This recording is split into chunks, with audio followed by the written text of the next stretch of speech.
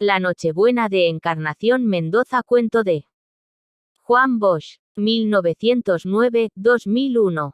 Con su sensible ojo de prófugo, Encarnación Mendoza había distinguido el perfil de un árbol a 20 pasos, razón por la cual pensó que la noche iba a decaer. Anduvo acertado en su cálculo. Donde empezó a equivocarse fue al sacar conclusiones de esa observación. Pues como el día se acercaba era de rigor buscar escondite, y él se preguntaba si debía internarse en los cerros que tenía a su derecha o en el cañaveral que le quedaba a la izquierda. Para su desgracia, escogió el cañaveral. Hora y media más tarde el sol del día 24 alumbraba los campos y calentaba ligeramente a Encarnación Mendoza, que yacía boca arriba tendido sobre hojas de caña. A las 7 de la mañana los hechos parecían estar sucediéndose tal como había pensado el fugitivo. Nadie había pasado por las trochas cercanas. Por otra parte, la brisa era fresca y tal vez llovería, como casi todos los años en Nochebuena. Y aunque no lloviera, los hombres no saldrían de la bodega, donde estarían desde temprano consumiendo ron, hablando a gritos y tratando de alegrarse como lo mandaba la costumbre. En cambio, de haber tirado hacia los cerros no podría sentirse tan seguro. Él conocía bien el lugar. Las familias que vivían en las hondonadas producían leña, yuca y algún maíz. Si cualquiera de los hombres que habitaban los bohíos de por allí bajaba aquel día para vender bastimentos en la bodega del batey y acertaba a verlo, estaba perdido. En leguas a la redonda no había quien se atreviera a silenciar el encuentro. Jamás sería perdonado el que encubriera a Encarnación Mendoza, y aunque no se hablaba del asunto, todos los vecinos de la comarca sabían que aquel que le viera debía dar cuenta inmediata al puesto de guardia más cercano. Empezaba a sentirse tranquilo Encarnación Mendoza, porque tenía la seguridad de que había escogido el mejor lugar para esconderse durante el día, cuando comenzó el destino a jugar en su contra. Pues a esa hora la madre de Mundito pensaba igual que el prófugo. Nadie pasaría por las trochas en la mañana, y si Mundito apuraba el paso haría el viaje a la bodega antes de que comenzaran a transitar los caminos los habituales borrachos del día de Nochebuena. La madre de Mundito tenía unos cuantos centavos que había ido guardando de lo poco que cobraba lavando ropa y revendiendo gallinas en el cruce de la carretera que le quedaba al poniente, a casi medio día de marcha. Con esos centavos podía mandar a Mundito a la bodega para que comprara harina, bacalao y algo de manteca. Aunque lo hiciera pobremente, quería celebrar la Nochebuena con sus 6 pequeños hijos, siquiera fuera comiendo frituras de bacalao. El caserío donde ellos vivían, del lado de los cerros, en el camino que dividía los cañaverales de las tierras incultas, tendría 14 o 15 malas viviendas, la mayor parte techadas de yaguas. Al salir de la suya, con el encargo de ir a la bodega, Mundito se detuvo un momento en medio del barro seco por donde en los días de zafra transitaban las carretas cargadas de caña. Era largo el trayecto hasta la bodega. El cielo se veía claro, radiante de luz que se esparcía sobre el horizonte de cogollos de caña. Era grata la brisa y dulcemente triste el silencio. ¿Por qué ir solo, aburriéndose de caminar por trochas siempre iguales? Durante 10 segundos Mundito pensó entrar al bohío vecino, donde 6 semanas antes una perra negra había parido 6 cachorros. Los dueños del animal habían regalado 5, pero quedaba uno, para amamantar a madre, y en él había puesto Mundito todo el interés que la falta de ternura había acumulado en su pequeña alma. Con sus 9 años cargados de precoz sabiduría, el niño era consciente de que si llevaba al cachorrillo tendría que cargarlo casi todo el tiempo, porque no podría hacer tanta distancia por sí solo. Mundito sentía que esa idea casi le autorizaba a disponer del perrito. De súbito, sin pensarlo más, corrió hacia la casucha gritando: «Doña Ofelia, emprésteme a Azabache que lo voy a llevar allí». Oyénranle o no, ya él había pedido autorización, y eso bastaba. Entró como un torbellino, tomó el animalejo en brazos y salió corriendo, a toda marcha, hasta que se perdió a lo lejos. Y así empezó el destino a jugar en los planes de Encarnación Mendoza. Porque ocurrió que cuando, poco antes de las 9, el niño Mundito pasaba frente al tablón de caña donde estaba escondido el fugitivo, cansado, o simplemente movido por esa especie de indiferencia por lo actual y curiosidad por lo inmediato que es privilegio de los animales pequeños, Azabache se metió en el cañaveral. Encarnación Mendoza oyó la voz del niño ordenando al perrito que se detuviera. Durante un segundo temió que el muchacho fuera la avanzada de algún grupo. Estaba clara la mañana. Con su agudo ojo de prófugo él podía ver hasta donde se lo permitía el barullo de tallos y hojas. Allí, al alcance de su mirada, estaba el niño. Encarnación Mendoza no tenía pelo de tonto. Rápidamente calculó que si lo hallaban atisbando era hombre perdido, lo mejor sería hacerse el dormido, dando la espalda al lado por donde sentía el ruido. Para mayor seguridad, se cubrió la cara con el sombrero.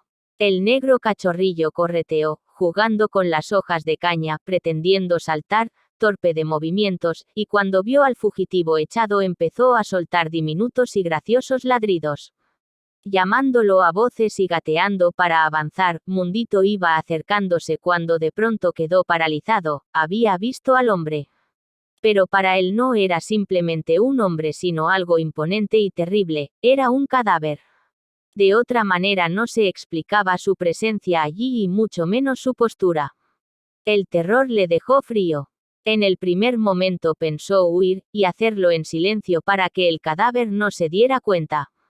Pero le parecía un crimen dejar a Azabache abandonado, expuesto al peligro de que el muerto se molestara con sus ladridos y lo reventara apretándolo con las manos. Incapaz de irse sin el animalito e incapaz de quedarse allí, el niño sentía que desfallecía. Sin intervención de su voluntad levantó una mano, fijó la mirada en el difunto, temblando mientras el perrillo reculaba y lanzaba sus pequeños ladridos. Mundito estaba seguro de que el cadáver iba a levantarse de momento.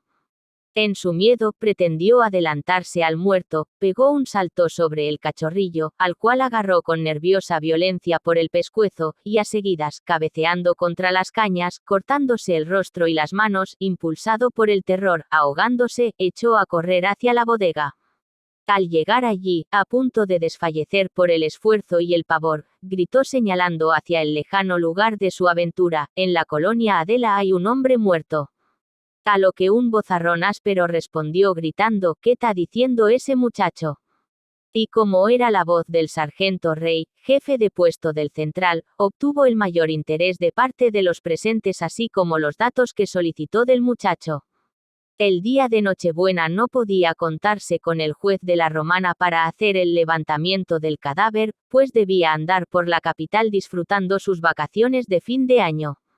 Pero el sargento era expeditivo. 15 minutos después de haber oído a Mundito, el sargento Rey iba con 2 números y 10 o 12 curiosos hacia el sitio donde yacía el presunto cadáver.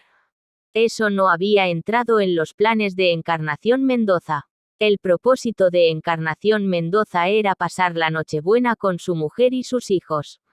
Escondiéndose de día y caminando de noche había recorrido leguas y leguas, desde las primeras estribaciones de la cordillera, en la provincia del Seibo, rehuyendo todo encuentro y esquivando bohíos, corrales y cortes de árboles o quemas de tierras.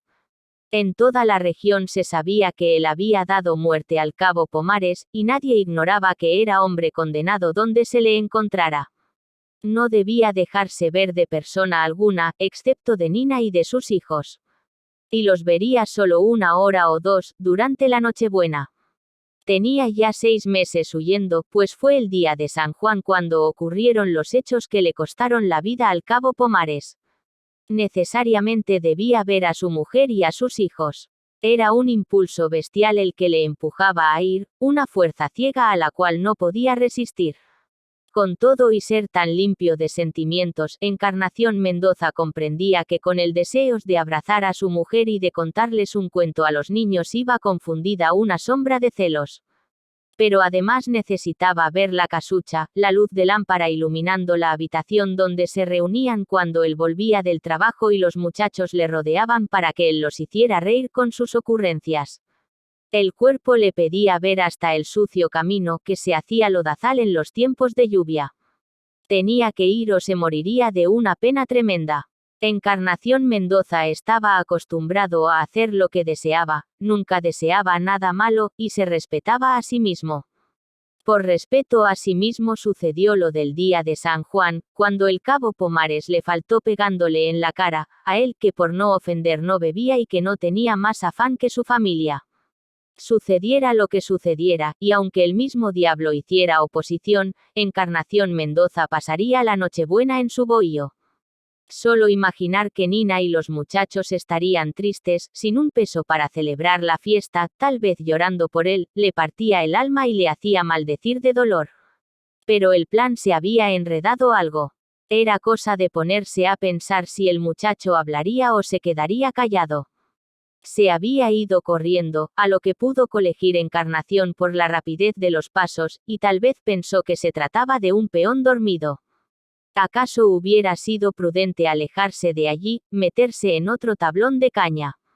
Sin embargo, valía la pena pensarlo 2 veces, porque si tenía la fatalidad de que alguien pasara por la trocha de ida o de vuelta, y le veía cruzando camino y le reconocía, era hombre perdido. No debía precipitarse, ahí, por de pronto, estaba seguro. A las 9 de la noche podría salir, caminar con cautela orillando los cerros, y estaría en su casa a las 11, tal vez a las 11:15. Sabía lo que iba a hacer, llamaría por la ventana de la habitación en voz baja y le diría a Nina que abriera, que era él, su marido. Ya le parecía estar viendo a Nina con su negro pelo caído sobre las mejillas, los ojos oscuros y brillantes, la boca carnosa, la barbilla saliente. Ese momento de la llegada era la razón de ser de su vida, no podía arriesgarse a ser cogido antes. Cambiar de tablón en pleno día era correr riesgo. Lo mejor sería descansar, dormir. Despertó al tropel de pasos y a la voz del niño que decía: «Estaba ahí, sargento. ¿Pero en cuál tablón, en ese o en el de allá?» «En ese», aseguró el niño. «En ese». Podía significar que el muchacho estaba señalando hacia el que ocupaba Encarnación, hacia uno vecino o hacia el de enfrente. Porque a juzgar por las voces el niño y el sargento se hallaban en la trocha, tal vez en un punto intermedio entre varios tablones de caña. Dependía de hacia dónde estaba señalando el niño cuando decía, ese. La situación era realmente grave, porque de lo que no había duda era de que ya había gente localizando al fugitivo. El momento, pues, no era de dudar, sino de actuar. Rápido en la decisión, Encarnación Mendoza comenzó a gatear con suma cautela, cuidándose de que el ruido que pudiera hacer se confundiera con el de las hojas del cañaveral batidas por la brisa. Había que salir de allí pronto, sin perder un minuto. Oyó la áspera voz del sargento. «Métase por ahí, Nemesio, que yo voy por aquí. Usted, solito, quédese por aquí». Se oían murmullos y comentarios. Mientras se alejaba, agachado, con paso felino, Encarnación podía colegir que había varios hombres en el grupo que le buscaba. Sin duda las cosas estaban poniéndose feas. Feas para él y feas para el muchacho, quienquiera que fuese. Porque cuando el sargento Rey y el número Nemesio Arroyo recorrieron el tablón de caña en que se habían metido, maltratando los tallos más tiernos y cortándose las manos y los brazos, y no vieron cadáver alguno, empezaron a creer que era broma lo del hombre muerto en la colonia Adela. «¿Tú estás seguro que fue aquí, muchacho?», preguntó el sargento. «Sí. Aquí era», afirmó Mundito, bastante asustado ya. «Son cosa de muchacho, sargento, ahí no hay nadie», terció el número Arroyo. El sargento clavó en el niño una mirada fija, escalofriante, que lo llenó de pavor.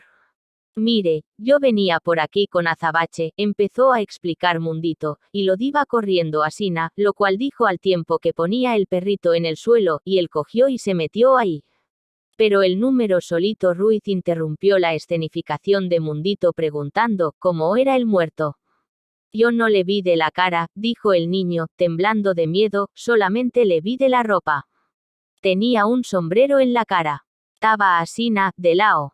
«¿De qué color era el pantalón?», inquirió el sargento. «Azul, y la camisa como amarilla, y tenía un sombrero negro encima de la cara». Pero el pobre Mundito apenas podía hablar, se hallaba aterrorizado, con ganas de llorar. A su infantil idea de las cosas, el muerto se había ido de allí solo para vengarse de su denuncia y hacerlo quedar como un mentiroso. Seguramente en la noche le saldría en la casa y lo perseguiría toda a vida. De todas maneras, supiéralo o no Mundito, en ese tablón de cañas no darían con el cadáver. Encarnación Mendoza había cruzado con sorprendente celeridad hacia otro tablón, y después hacia otro más, y ya iba atravesando la trocha para meterse en un tercero cuando el niño, despachado por el sargento, pasaba corriendo con el perrillo bajo el brazo. Su miedo lo paró en seco al ver el torso y una pierna del difunto que entraban en el cañaveral. No podía ser otro, dado que la ropa era la que había visto por la mañana. «¡Ta aquí, sargento! ¡Ta aquí!», gritó señalando hacia el punto por donde se había perdido el fugitivo. Entró ahí, y como tenía mucho miedo siguió su carrera hacia su casa, ahogándose, lleno de lástima consigo mismo por el lío en que se había metido. El sargento, y con él los soldados y curiosos que le acompañaban, se había vuelto al oír la voz del chiquillo. «Cosa de muchacho», dijo calmosamente Nemesio Arroyo. Pero el sargento, viejo en su oficio, era suspicaz. «Vea, algo hay.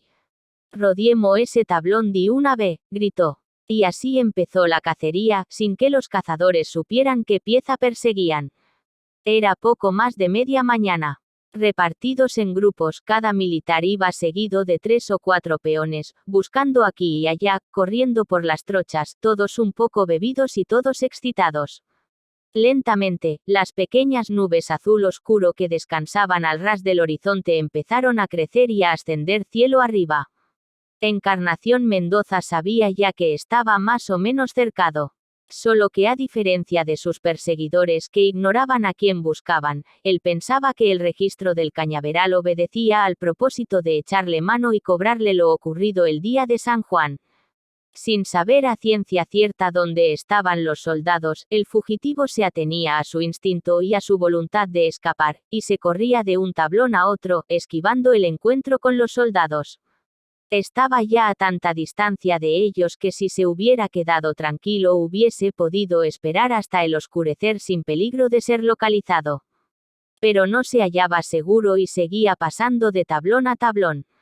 Al cruzar una trocha fue visto de lejos y una voz proclamó a todo pulmón: «Allá va, sargento, allá va, y se parece a Encarnación Mendoza». Encarnación Mendoza. De golpe todo el mundo quedó paralizado. «Encarnación Mendoza. Vengan», demandó el sargento a gritos, y a seguida se echó a correr, el revólver en la mano, hacia donde señalaba el peón que había visto el prófugo. Era ya cerca de mediodía, y aunque los crecientes nubarrones convertían en sofocante y caluroso el ambiente, los cazadores del hombre apenas lo notaban, corrían y corrían, pegando voces, zigzagueando, disparando sobre las cañas. Encarnación se dejó ver sobre una trocha distante, solo un momento, huyendo con la velocidad de una sombra fugaz, y no dio tiempo al número Solito Ruiz para apuntarle su fusil. «Que vaya uno al batey y diga de mi parte que me manden do número», ordenó a gritos el sargento. Nerviosos, excitados, respirando sonoramente y tratando de mirar hacia todos los ángulos a un tiempo, los perseguidores corrían de un lado hacia otro dándose voces entre sí, recomendándose prudencia cuando alguno amagaba meterse entre las cañas. Pasó el mediodía. Llegaron no 2, sino 3 números y como 9 o 10 peones más. Se dispersaron en grupos y la cacería se extendió a varios tablones. A la distancia se veían pasar de pronto un soldado y 4 o 5 peones, lo cual entorpecía los movimientos, pues era arriesgado tirar si gente amiga estaba al otro extremo. Del batey iban saliendo hombres y hasta alguna mujer, y en la bodega no quedó sino el dependiente, preguntando a todo hijo de Dios que cruzaba si ya lo habían cogido. Encarnación Mendoza no era hombre fácil. Pero a eso de las 3, en el camino que dividía el cañaveral de los cerros, esto es, a más de 2 horas del batey, un tiro certero le rompió la columna vertebral al tiempo que cruzaba para internarse en la realeza. Se revolcaba en la tierra, manando sangre, cuando recibió 14 tiros más, pues los soldados iban disparándole a medida que se acercaban. Y justamente entonces empezaban a caer las primeras gotas de la lluvia que había comenzado a insinuarse a media mañana. Estaba muerto Encarnación Mendoza. Conservaba las líneas del rostro, aunque tenía los dientes destrozados por un balazo de Mauser. Era día de Nochebuena y él había salido de la cordillera a pasar la Nochebuena en su casa, no en el batey vivo o muerto. Comenzaba a llover, y el sargento estaba pensando algo. Si él sacaba el cadáver a la carretera que estaba hacia el poniente, podía llevarlo ese mismo día a Macorís y entregarle ese regalo de Pascuas al capitán. Si lo llevaba al batey tendría que coger allí un tren del Ingenio para ir a la Romana, y como el tren podría tardar mucho en salir, llegaría a la ciudad tarde en la noche, tal vez demasiado tarde para trasladarse a Macorís. En la carretera las cosas son distintas, pasan con frecuencia vehículos, él podría detener un automóvil, hacer bajar la gente y meter el cadáver o subirlo sobre la carga de un camión. Búsquese un caballo ya Memo que vamos a sacar ese vagabundo a la carretera, dijo dirigiéndose al que tenía más cerca. No apareció caballo sino burro, y eso, pasadas ya las 4, cuando el aguacero pesado hacía sonar sin descanso los sembrados de caña. El sargento no quería perder tiempo. Varios peones, estorbándose los unos a los otros, colocaron el cadáver atravesado sobre el asno y lo amarraron como pudieron. Seguido por 2 soldados y 3 curiosos a los que escogió para que arrearan el burro, el sargento ordenó la marcha bajo la lluvia. No resultó fácil el camino. 3 veces, antes de llegar al primer caserío, el muerto resbaló y quedó colgado bajo el vientre del asno. Este resoplaba y hacía esfuerzos para trotar entre el barro que ya empezaba a formarse. Cubiertos solo con sus sombreros de reglamento al principio, los soldados echaron mano a pedazos de yaguas, a hojas grandes arrancadas a los árboles, o se guarecían en el cañaveral de rato en rato, cuando la lluvia arreciaba más. La lúgubre comitiva anduvo sin cesar la mayor parte del tiempo, en silencio. La voz de un soldado comentaba, «Ve a ese sinvergüenza». O simplemente aludía al cabo Pomares, cuya sangre había sido al fin vengada. Oscureció del todo, sin duda más temprano que de costumbre por efectos de la lluvia, y con la oscuridad el camino se hizo más difícil, razón por la cual la marcha se tornó lenta. Serían más de las 7, y apenas llovía entonces cuando uno de los peones dijo: «Allá se ve una lucecita». «Sí, del caserío», explicó el sargento, y al instante urdió un plan del que se sintió enormemente satisfecho. Pues al sargento no le bastaba la muerte de Encarnación Mendoza. El sargento quería algo más. Así, cuando un cuarto de hora después se vio frente a la primera casucha del lugar, ordenó con su áspera voz: «Desamarren ese muerto y tírenlo ahí adentro que no podemos seguir mojándonos». Decía esto cuando la lluvia era tan escasa que parecía a punto de cesar, y al hablar observaba a los hombres que se afanaban en la tarea de librar el cadáver de cuerdas. Cuando el cuerpo estuvo suelto, llamó a la puerta de la casucha justo a tiempo para que la mujer que salió a abrir recibiera sobre los pies, tirado como el de un perro, el cuerpo de Encarnación Mendoza. El muerto estaba empapado en agua, sangre y lodo, y tenía los dientes destrozados por un tiro, lo que le daba a su rostro antes sereno y bondadoso la apariencia de estar haciendo una mueca horrible. La mujer miró aquella masa inerte, sus ojos cobraron de golpe la inexpresiva fijeza de la locura, y llevándose una mano a la boca comenzó a retroceder lentamente, hasta que a 3 pasos paró y corrió desolada sobre el cadáver al tiempo que gritaba: «¡Ay, mes hijo, se han quedado huérfano!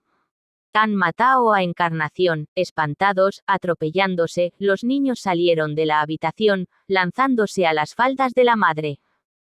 Entonces se oyó una voz infantil en la que se confundían llanto y horror. «Mamá, mi mamá, ese fue el muerto que yo vi de hoy en el cañaveral». Cuento terminado. Personajes principales: Encarnación Mendoza. La madre de Mundito. Mundito. Personajes secundarios: Doña Ofelia. Azabache. Sargento Rey. Cabo Pomares. Nemesio Arroyo. Solito Ruiz. Datos biográficos del autor. Juan Emilio Bosch Gaviño nació en La Vega el 13 de junio del año 1909. Fue un cuentista, ensayista, novelista, narrador, historiador, educador y político dominicano. Conocido por su narrativa social y realista. Ha escrito más de 50 novelas y cuentos. Primer presidente del país elegido democráticamente. Fundador de los partidos políticos, Partido Revolucionario Dominicano, PRD, y Partido de la Liberación Dominicana, PLD. Murió en Santo Domingo el 1 de noviembre del año 2001 a los 92 años de edad. La causa de la muerte fue una insuficiencia respiratoria. Y fue enterrado en su ciudad natal de La Vega.